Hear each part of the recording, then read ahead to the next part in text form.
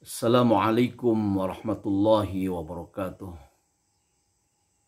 Innal hamdalillah nusalli wa nusallimu ala Rasulillah wa ala alihi wa ashabihi wa man tabi'a hudah wa ba'd. Saudara-saudaraku kaum muslimin yang dimuliakan oleh Allah Subhanahu wa taala. Kita tidak mau dikelompokkan ke dalam orang-orang yang berbohong kepada Allah Subhanahu wa taala.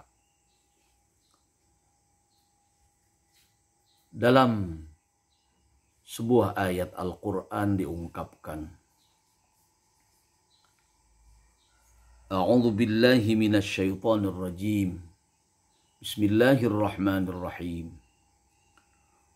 وَيَوْمَ الْقِيَامَةِ تَرَى الَّذِينَ كَذَّبُوا عَلَى اللَّهِ وُجُوهُهُمْ مُسْوَدَّةٌ. Bahwa pada hari kiamat engkau akan melihat orang-orang yang berbohong kepada Allah. Wajah-wajah mereka itu hitam kelam. Ulama qurra atau para ahli bacaan Al-Quran, ahlul ada di dalam membaca Al-Quran, bahwa termasuk ke dalam ayat tersebut orang-orang yang membaca Al-Quran secara serampangan, secara dhalal, tanpa mengaji atau belajar kepada ahli dalam membaca Al-Quran. Sehingga mereka dikategorikan orang yang berbohong kepada Allah Subhanahu wa taala, seperti diungkapkan dalam surat Az-Zumar ayat 60 ini. Kelak wajah mereka itu hitam kelam. Sudah barang tentu juga banyak penafsiran-penafsiran yang kita baca dari watabyaddu wujuhuhum wa taswaddu wujuhuhum itu. Ya. Tentu adalah kelompok-kelompok orang yang bersinar cerah wajahnya. Orang-orang yang banyak beribadah kepada Allah. Selalu melaksanakan hak-hak Allah. Sebaliknya, orang-orang yang berbohong kepada Allah, bermaksiat kepada Allah, maka pada hari kiamat wajahnya itu akan suram, kelam, kelihatan sekali. Oleh karena itu, kita semua perlu dengan penuh perhatian, dengan penuh kesungguhan, ingin bacaan kita baik dalam membaca Al-Quran itu. Sebuah hadis Rasulullah Sallallahu Alaihi Wasallam diungkapkan bagaimana kita membaca Al-Quran dengan baik. Kepada siapa kita harus bertalaqi membaca Al-Quran yang baik. Hadis Rasulullah Sallallahu Alaihi Wasallam mengungkapkan, Man ahabba ayyaqra al-Qur'an ghaddan kama unzila falyaqra'hu ala qira'ati ibni ummi abdin.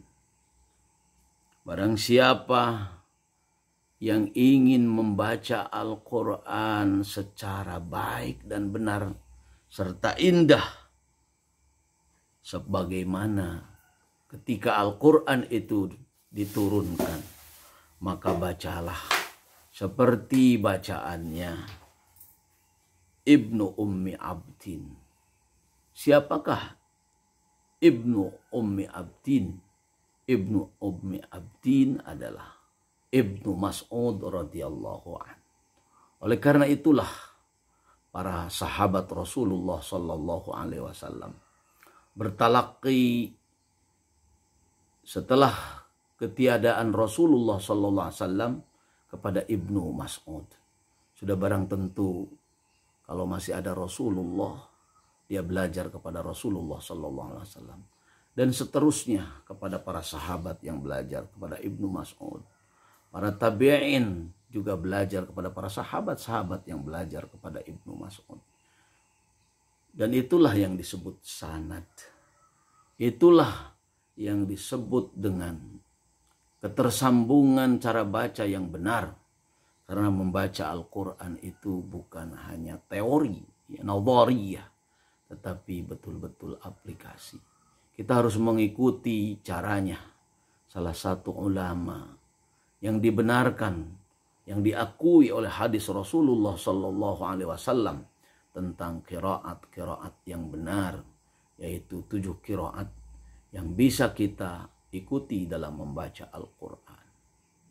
Saudaraku yang dimuliakan oleh Allah Subhanahu Wa Taala, mari kita tetap semangat untuk belajar Al-Quran. Hatta dari mulai bagaimana mengucapkan huruf-huruf itu sesuai dengan hak-haknya, sesuai dengan makharijul hurufnya, tempat keluar huruf dan sifat-sifat hurufnya. Mari kita terus belajar dan belajar. Jangan bosan untuk memperbaiki bacaan-bacaan kita. Karena kita tidak mau dikategorikan orang yang berbohong kepada Allah, hatta berbohong kepada Rasulullah Sallallahu Alaihi Wasallam. Karena disebutkan dakhilun fi qouli Sallallahu Alaihi Wasallam, man kadzdzaba alayya muta'ammidan falyatabawwa maqadahu minan nar. Barang siapa yang berbohong kepada aku secara sengaja, maka tempat duduknya kelak adalah di neraka. Na'udzubillah. Jangan sampai kita dikategorikan pembohong karena kita tidak berusaha untuk belajar Al-Quran. Demikian wallahul muwaffiq ila aqwamit thariq. Wassalamualaikum warahmatullahi wabarakatuh.